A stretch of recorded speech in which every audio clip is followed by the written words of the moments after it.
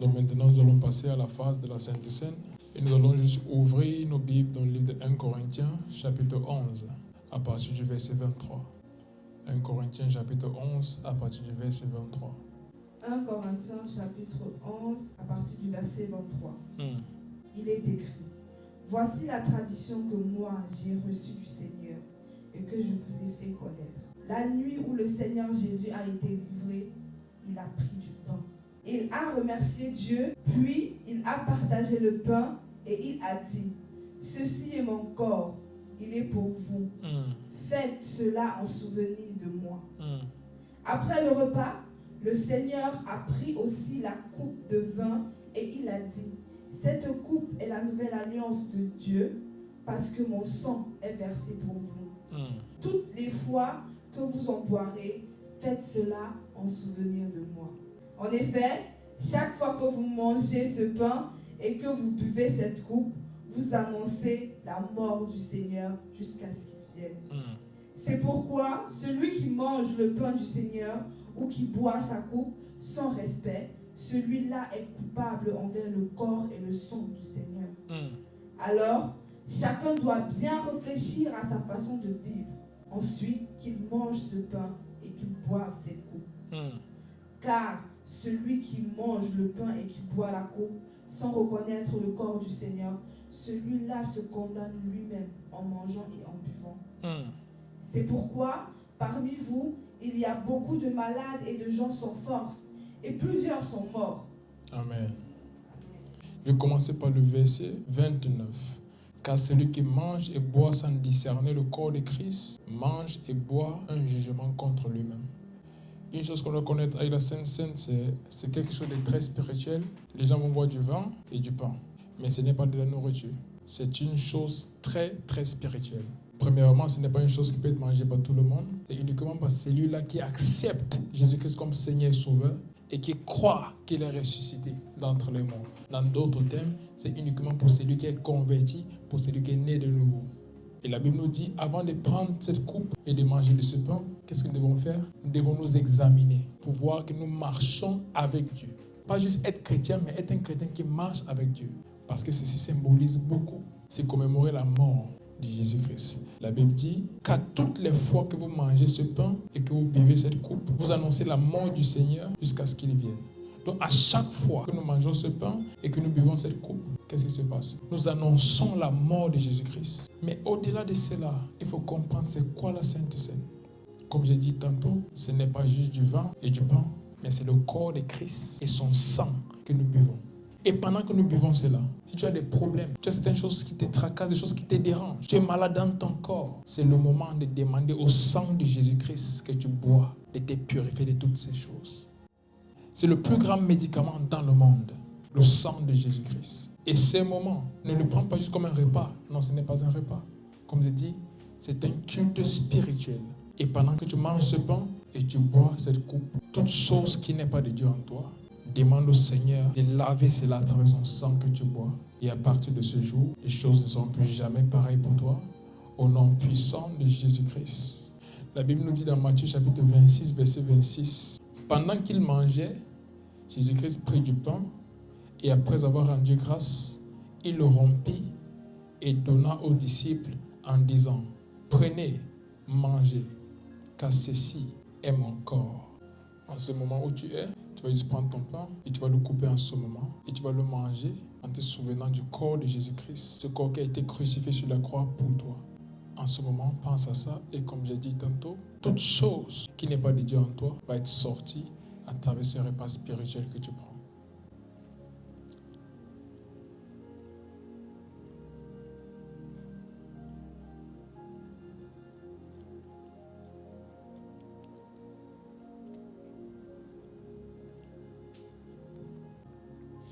Et dans le verset 27, la Bible dit, il prit ensuite une coupe et après avoir rendu grâce, il la leur donna en disant, buvez-en tous, car ceci est mon sang, le sang de l'alliance, qui est répandu pour plusieurs pour la rémission des péchés.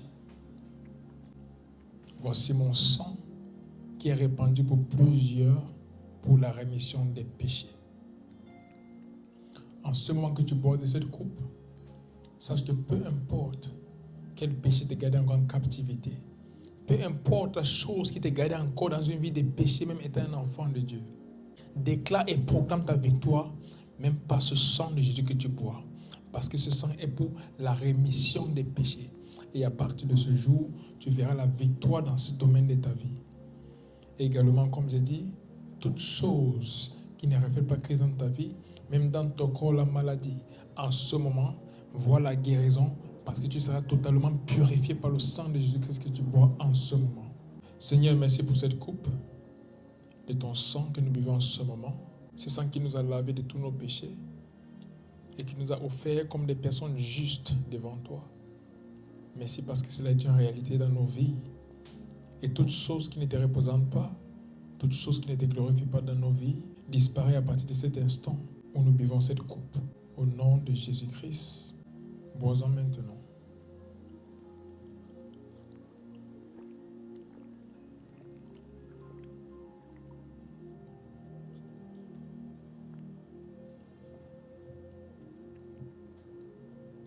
Seigneur, merci pour ton corps et pour ton sang que nous avons mangé et bu en ce moment.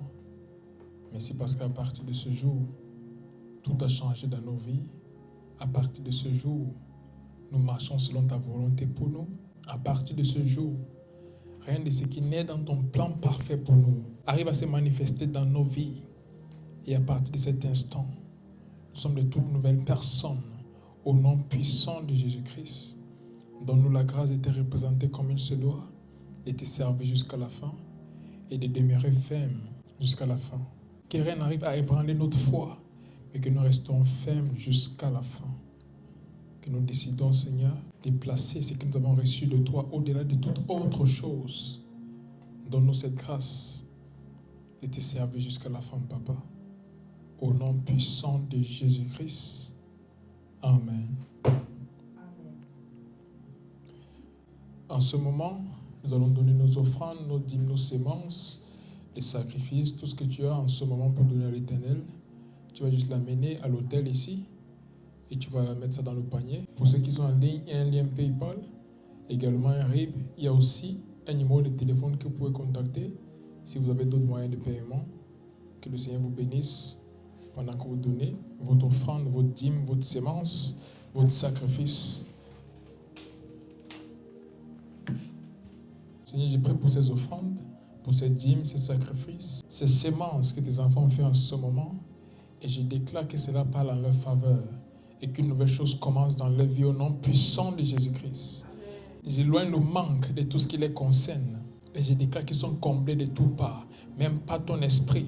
Tu dis, Seigneur, dans ta parole, que tu pourvoiras tous nos besoins via tes richesses qui sont dans les lieux célestes. Je déclare ces richesses sont manifestes, Seigneur, ici, dans nos vies et dans tous les aspects, au nom puissant de Jésus-Christ. Amen. Et que même pour ceux qui n'ont pas pu donner, peut-être parce qu'ils n'en ont pas, je déclare à partir de ce jour, le manque quitte les vies totalement et une nouvelle chose se passe afin qu'ils puissent avoir assez, Seigneur, pour te donner, également pour prendre soin d'eux-mêmes, au nom puissant de Jésus-Christ. Amen. Salut quelqu'un où tu es, que tu sois en ligne, que tu sois ici, et dis-lui Dieu t'aime et c'est une nouvelle saison pour toi. Au nom puissant de Jésus-Christ. Amen. Que Dieu vous bénisse et on se retrouve jeudi pour notre prochaine réunion. Je vous aime. Bye bye.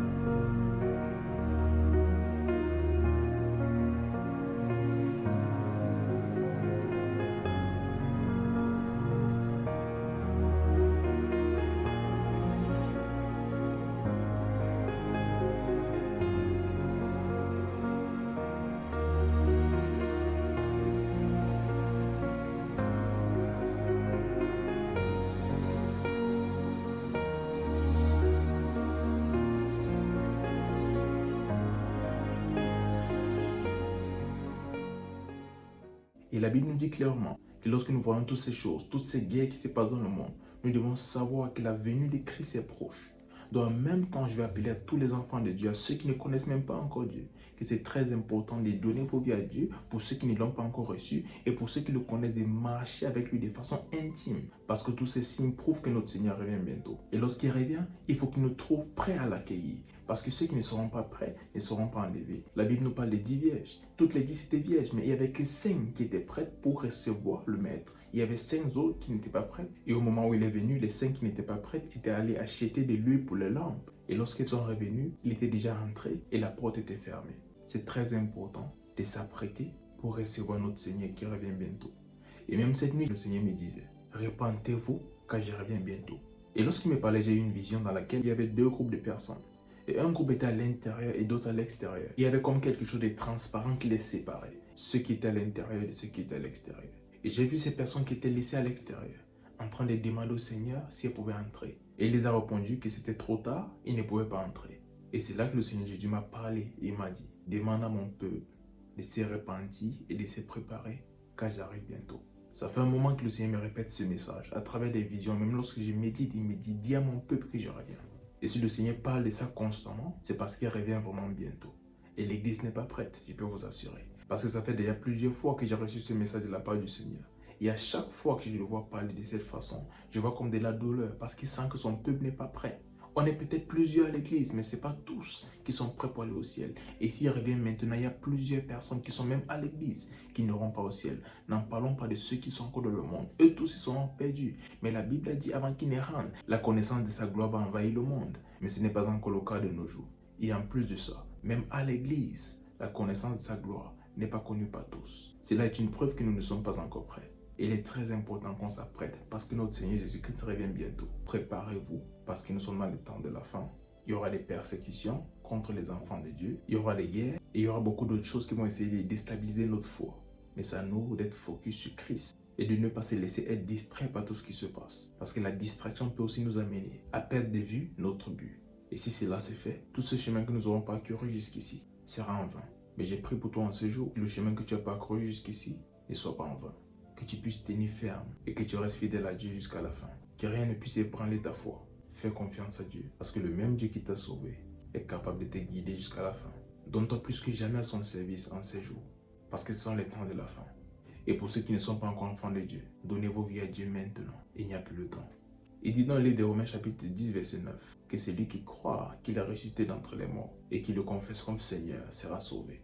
Et en ce moment, si tu n'as pas encore donné ta vie à Christ, je t'invite à prendre cette décision dès cette seconde afin de devenir enfant de Dieu et de vivre pour lui tous les jours de ta vie. Si tu prends cette décision, alors tu seras sûr que lorsqu'il revient à n'importe quel moment, tu iras au ciel avec lui.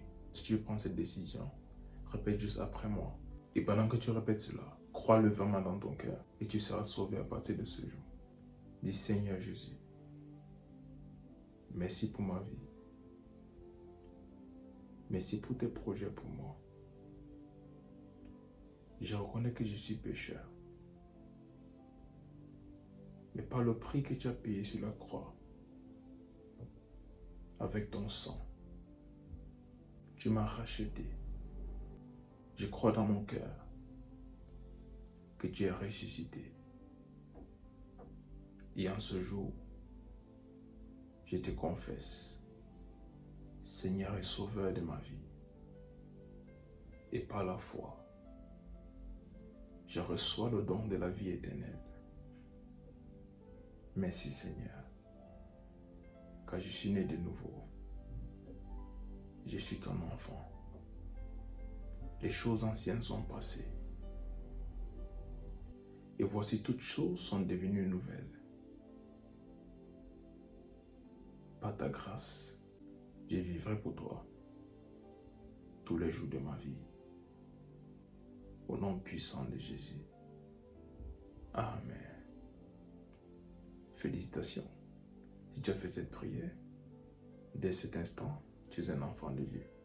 Cherche une bonne église dans ta ville et va y persévérer afin qu'il t'apprenne les voies de Dieu et la parole de Dieu. Marche intimement avec Dieu. À partir de ce jour, prends du temps quotidiennement pour lire ta Bible et pour prier. Et je prie que le Seigneur te fortifie, même dans ta marche avec lui.